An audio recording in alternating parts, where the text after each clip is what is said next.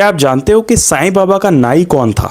नाई, जैसे कि हम अक्सर नाई के पास जाते हैं बाल वगैरह कटाने के लिए, तो बाबा के बाल या फिर जो मूछें हैं वो कौन काटा करता था?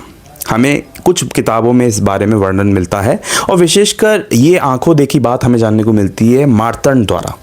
मार्तंड कौन है? मार्तंड श्री महालसापति जो बाबा के सेवक भी थे और खंडोबा मंदिर के पुजारी भी थे। तो जो महालसापति, जिनको एक क्लोजेस्ट भक्त बताया जाता है बाबा का, उनके जो बेटे थे मार्तंड, उनके मदद से भी हमें ये बातें जानने को मिलती हैं। और साथ ही में मार्तंड के अलावा भी कई किताबों में इस बारे में बताया गया है कि असल में जो बाबा के बाल काटा करते थे या फिर जो नाई थे उस समय शिरडी में, वो कौन थे।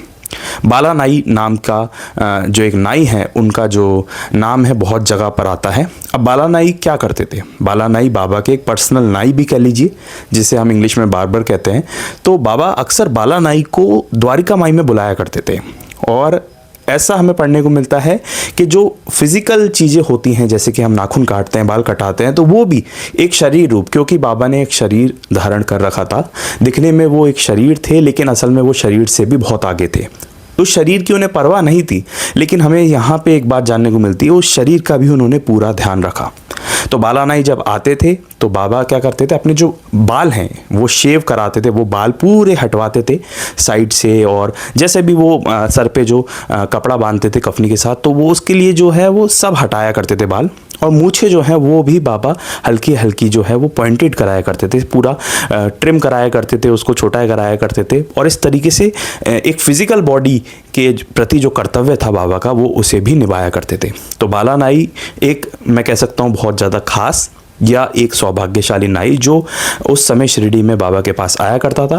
और जब ये काम हो जाया करता था पूरा, उसके बाद बाबा क्या करते थे, उसको उससे पूछ के पैसे नहीं देते थे। और ये हमें कई सारे कहानियों में, कई सारी हिस्ट्री में जानने को मिलता है कि बाबा हमेशा अक्सर ऐसा किया करते थे। जब पैसे देने का समय आता था तो बाबा अपनी जेब में हाथ डालते थे और कफनी में से रैंडम जो जितने पैसे उनके हाथ में आते थे वो उसके हाथ में रख दिया करते थे। अक्सर गांव वाले, बाला नाई और तमाम जो भक्त हैं वो ये देख के हैरान होते थे कि इतने की तो इसकी मतलब मजदूरी बनती नहीं है जितने बाबा उसे पैसे दे रहे हैं। बाबा का हमेशा ये नियम था कि जो भी मजदूर है, जो भी व्यक्ति ने आपके लिए कुछ भी काम किया हो, उसको उसका मेहनताना उसी वक्त दे देना चाहिए।